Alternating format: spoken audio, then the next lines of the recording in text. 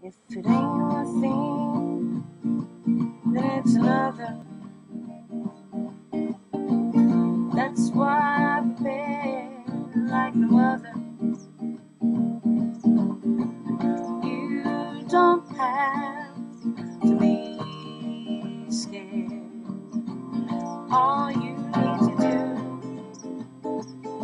do is just prepare. Hey, this is Dave from the Shepherd School, and today we're going to make a improvised, inexpensive beeswax solar melter. Okay, and what we've got as far as tools, got a piece of clear plastic. You could use glass. You could probably even use a piece of picture frame, but I just bought a piece of that optics plexiglass from the hardware store. Got a styrofoam cooler, some cheesecloth, a plastic container with some water in it, some rubber bands. I've got my beeswax, which most of that's cappings, but I've also got some Burko. And then just in case this works, I've got a little 1 ounce beeswax mold there in the corner. So what we're going to do is we're going to use a rubber band to hold that cheesecloth around that Tupperware container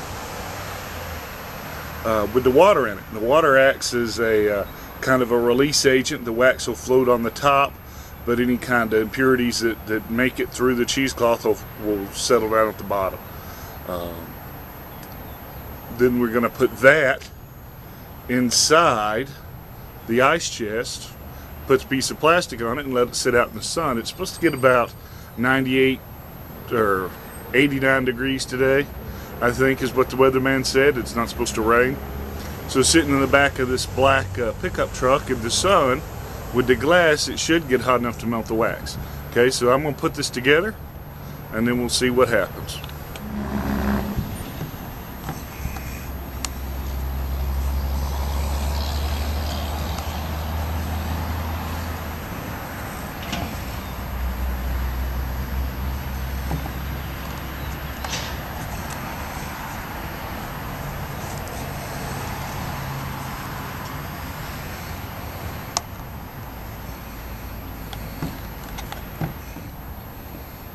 Okay.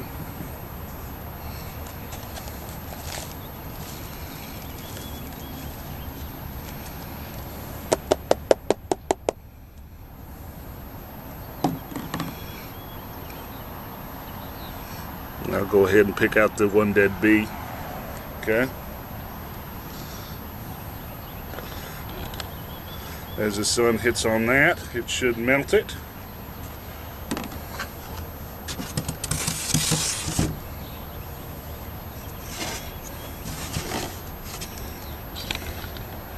We sit it down inside. Got to put it out in the middle there. That's all there is to it. And the way it should work is the sun will enter through the glass, heat up the inside of the cooler, and since there's no place for the heat to escape, it should get pretty hot, just like your inside of your car on a summer day. That'll heat up the wax, melt it. The liquid wax will go through the cheesecloth and be filtered a little bit and float on top of the water. And then later on, I can take the top off, let it cool down, flip it upside down, and the water pressure will push out a nice pretty cake of wax. Okay, so I'll come back in a couple hours and we'll see what happens. Okay, it only got up to about 90 yesterday, and I set this out about 8 in the morning. Came back about 1, and the wax was pretty soft, but it hadn't melted yet. And so I took it out the back of the truck, set it on some asphalt, and then I used a black garbage bag to try to absorb some heat, and then I left it for the night. Okay, so let's open it up and see what happened. All right. Yeah, you can tell they've got a nice little block of wax here. Nice pretty, no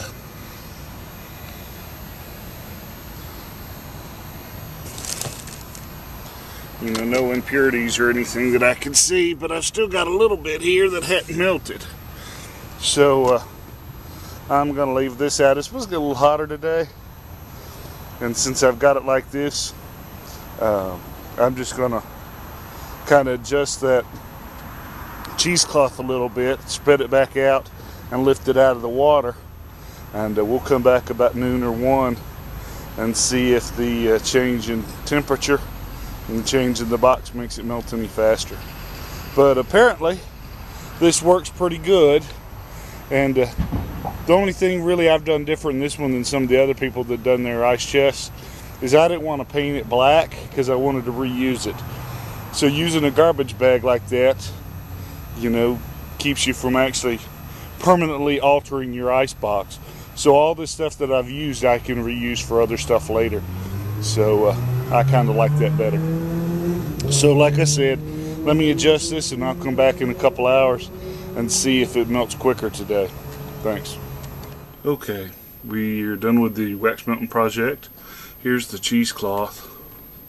It's got all the little goo that got filtered out, and it's got some wax still impregnated in it. You could probably reuse this. I think I'm going to try. I think I'm just going to scrape all that gunk off and use it with my next batch. So here's all the wax that we got. Some of it I put in my little 1-ounce ingot mold, a little clear plastic job that I got for about $9 from one of the bee suppliers. I think most of them sell it. Only one of them said, be careful, hot wax will melt the mold. The rest of them just said, you know, buy the thing. And when I melted the wax and I poured it in there, the wax was hot and actually deformed and melted my mold. So I don't know if I would recommend that. I think I'm going to try to make a silicone mold for it, but I've got to figure all that stuff out. So here's the second day's worth of wax. You see it's all nice and pretty, and then I've got 2-ounce ingots there. So two medium frames, ended up with about 11 pounds or so of honey, give or take, and about 3 ounces of nice capping wax. So it was a pretty good project. That solar wax melter does work. And if you want to see anything else, you can always catch us online at www.tngun.com. I've got a plan, fits my point of view. I'm giving